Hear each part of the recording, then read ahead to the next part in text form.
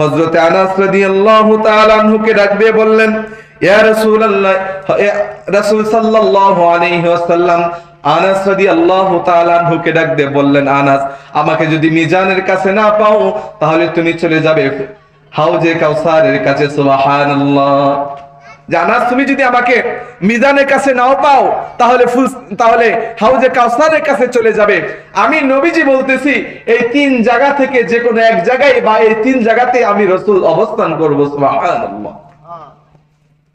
আবার রাসূল সাল্লাল্লাহু আলাইহি ওয়াসাল্লাম ফুলসিরাতের কিনারে কেন থাকবেন? গুনাহগার উম্মত যখন ফুলসিরাতের পুল পার হতে পারবে না, আমার রাসূল ধরে ধরে ফুলসিরাতের পুলটা পার করে দিবেন। সুবহানাল্লাহ। আমার রাসূল মিজানের কাছে থাকবেন। মিজানের কাছে সমস্ত মানুষের আমল নামাগুলো মাপা হবে, ওজন করা হবে। আমার রাসূল সেখানে দাঁড়িয়ে থাকবেন আর দেখবেন কার আমল নামাগুলো নিচু হয়ে যায়, আমার রাসূল সঙ্গে সঙ্গে ওই আমল নামাগুলো ভরে দিবেন। সুবহানাল্লাহ। আমার রাসূল হাউজে কাউসারের কাছে থাকবেন। কিয়ামতের মাঠ এত দীর্ঘ হবে, এত যন্ত্রণাদায়ক বা কষ্টদায়ক হবে, রাসূল সাল্লাল্লাহু আলাইহি ওয়াসাল্লাম হাউজে কাউসারের কাছে থেকে থেকে ওনার গুনাহগার উম্মতদেরকে হাউজে কাউসারের পানি পান করাবেন। সুবহানাল্লাহ। তো নবী আমাদের কাছে না দূরে? নবী আমাদের কাছে না দূরে? নবী আমাদের আপন না পর? নবী আমাদের অতি নিকটে। সুবহানাল্লাহ। তো সম্মানিত হাজিরিন, তো হুজুর সাল্লাল্লাহু আলাইহি ওয়াসাল্লাম উনি যে আমাদের এত কাছে বা এত নিকটে, সেই রাসূল সাল্লাল্লাহু আলাইহি ওয়াসাল্লাম আমাদেরকে বলতেছেন। তো সেই রাসূলকে দেখার ইচ্ছা আকাঙ্ক্ষা আমাদের আছে না? আছে কি নাই? একটু আগে হাদিসটা বললাম কি, রাসূল সাল্লাল্লাহু আলাইহি ওয়াসাল্লাম বলতেছেন যে, সাহাবীরা, আমি নবীকে দেখার জন্য মসজিদে নববীতে তোমরা আসো, কিন্তু আমার গুনাহগার উম্মত যদি আমার আদর্শ অনুযায়ী চলে, আমি তাদের বাড়িতে গিয়ে তাদের দেখা দিয়ে আসবো। সুবহানাল্লাহ। সম্মানিত হাজিরিন, অপর এক হাদিসে রাসূল সাল্লাল্লাহু আলাইহি ওয়াসাল্লাম বলতেছেন, আমার উম্মত যখন আমি রাসূলকে স্বপ্নে যুগে দেখবে, ওই উম্মত যেন আমি রাসূলকে বাস্তবেই দেখলো। সুবহানাল্লাহ। কারণ আমার রাসূল সাল্লাল্লাহু আলাইহি ওয়াসাল্লামের রূপ বা আকৃতি শয়তান কখনো ধারণ করতে পারে না। তো যে আমার রাসূল সাল্লাল্লাহু আলাইহি ওয়াসাল্লামের দিদার পাবে, তার চেয়ে ভাগ্যবান ব্যক্তি আরো কেউ আছে? হ্যাঁ, না। তো সেই নবীকে ভালোবাসার প্রয়োজন আছে না নাই? আছে। তো সম্মানিত হাজিরিন, সেই নবীকে সাহাবায়ে কেরামগণ কিভাবে ভালোবাসতেন? সাহাবায়ে কেরামরা সেই নবী সাল্লাল্লাহু আলাইহি ওয়াসাল্লামকে কিভাবে ভালোবাসতেন? ছোট্ট একটি ঘটনা বলি। আল্লাহর নবীর একজন সাহাবী ছিলেন জুলাইবিব। নাম কি? জুলাইবিব। আমার নবী হুজুর সাল্লাল্লাহু আলাইহি ওয়াসাল্লাম মসজিদে নববীতে যখন সাহাবীদেরকে নিয়ে তালিম দিতেন, আলোচনা করতেন, কোরআনের বাণীগুলো যখন আমার রাসূল সাহাবীদেরকে শোনাইতেন, সমস্ত সাহাবীরা আমার রাসূলের কাছে গিয়ে বসতো। একজন সাহাবী ছিল যার নাম জুলাইবিব। সে মসজিদে নববীর এক কোণারে বসে থাকতো।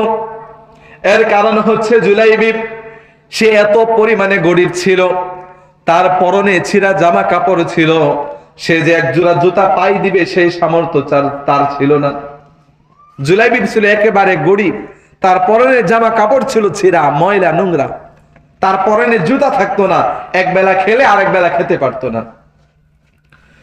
সম্মানিত হাজিরিন, রাসূল সাল্লাল্লাহু আলাইহি ওয়াসাল্লাম যখন মসজিদে নববীতে প্রবেশ করেছেন, প্রবেশ করার পরে দেখলেন মসজিদের এক কোণারে এক সাহাবী বসে আছে, আর বাকি সমস্ত সাহাবীরা আমার রাসূলের সামনে গিয়ে বসেছে।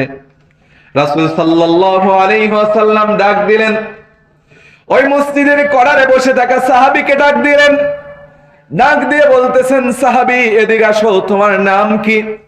সাহাবী জবাব দিলেন, হুজুর আমার নাম হলো জুলাইবিব। তো তুমি সবার সাথে এখানে কেন বসো না? জুলাইবিব ডাক দিয়ে বললেন, ইয়া রাসূলুল্লাহ, ইয়া হাবিবাল্লাহ, আমি জুলাইবিবের জামার পরনে কাপড়টা হলো ছিঁড়া, আমার কোনো টাকা পয়সা নেই, আমি জুতা স্যান্ডেল পায়ে দিতে পারি না, এত হত গরিব আমি, এত দরিদ্র আমি, এই জন্য এই সমস্ত সাহাবীদের থেকে আমি দূরে থাকি। রাসূল সাল্লাল্লাহু আলাইহি ওয়াসাল্লাম মসজিদে নববীতে অবস্থানকারী বাকি সাহাবীদেরকে ডাক দিয়ে বললেন, সাহাবীরা তোমরা কি এই ব্যক্তিকে চিনো? সাহাবীরা বললেন, না ইয়া রাসূলুল্লাহ, আমরা চিনি না। রাসূল সাল্লাল্লাহু আলাইহি ওয়াসাল্লাম ডাক দিয়ে বললেন, ওয়া হুয়া জুলাইবিব, সে হলো আমি নবীর জুলাইবিব। সুবহানাল্লাহ। চলে গেল। দ্বিতীয় দিন আমার রাসূল আবার আসলেন, এসে বলতেছেন যে সাহাবীরা, মসজিদের ওই যে কর্নারে আমার একজন সাহাবী বসে আছে, তোমরা কি তাকে চিনো? সাহাবীরা বললেন, ইয়া রাসূলুল্লাহ, আমরা তাকে চিনি না। তখন রাসূল বললেন, ওয়া হুয়া জুলাইবিব, সে হলো আমি নবীর জুলাইবিব। সুবহানাল্লাহ। তৃতীয় দিন আমার রাসূল যখন আমার মসজিদে নববীতে আসলেন, আসার পরে বলতেছেন সাহাবীদেরকে, তৃতীয় দিন আবার সাহাবীদেরকে লক্ষ্য করে বলতেছেন, সাহাবীরা, ওই যে মসজিদের কোণারে আমার একজন সাহাবী বসে আছে, তোমরা তাকে চিনোনি? সাহাবীরা অবাক হয়ে গেলেন। রাসূল প্রথম দিন একই প্রশ্ন করলেন, দ্বিতীয় দিন একই প্রশ্ন, তৃতীয় দিন আজকে আবার এই প্রশ্ন করতেছেন, এর নিশ্চয়ই কারণ আছে। আমার রাসূল ডাক দিয়ে বলতেছেন, জুলাইবিব, এদিকে আসো। সাহাবীদেরকে বললেন, সাহাবীরা, একে তোমরা চিনো নাকি? সাহাবীরা বলল না। আমার রাসূল বললেন, ওয়া হুয়া জুলাইবিব, সে হলো আমি নবীর জুলাইবিব। সুবহানাল্লাহ। জুলাইবিবকে ডাক দিয়ে বললেন, আরে জুলাইবিব, তোমার কি বিবাহ করতে মনে চাই না? জুলাইবিব ডাক দিয়ে বললেন, ইয়া রাসূলুল্লাহ, ইয়া হাবিবাল্লাহ, আমার তো মনে চাই আমি বিবাহ বন্ধনে আবদ্ধ হই, বিবাহ করি, কিন্তু আমি এত পরিমাণে গরীব, আমার কাছে কে তার মেয়েকে তুলে দিবে? বলতেছেন, ইয়া রাসূলুল্লাহ, আমার তো মনে চাই বিবাহ করতে, কিন্তু আমি যে পরিমাণে গরীব, আমার পরনে জামা কাপড় ছিঁড়া, আমার পায়ে জুতা নাই, এক বেলা খেলে আরেক বেলা খেতে পারি না, কার মেয়েকে আমার কাছে বিবাহ দিবে? রাসূল সাল্লাল্লাহু আলাইহি ওয়াসাল্লাম ডাক দিয়ে বললেন, জুলাইবিব, যাও, আমার মদিনাতে একজন আনসার সাহাবী আছে, ওই সাহাবী হলো মদিনার মধ্যে সবচেয়ে ভালো ধনী ব্যক্তি।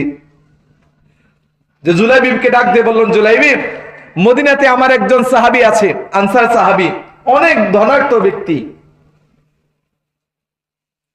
রাসূল সাল্লাল্লাহু আলাইহি ওয়াসাল্লাম জুলাইবিবকে ডাক দিয়ে বললেন, তার একটা প্রাপ্ত বয়স্কা বিবাহিত, বিবাহের উপযুক্ত মেয়ে আছে, কন্যা সন্তান আছে।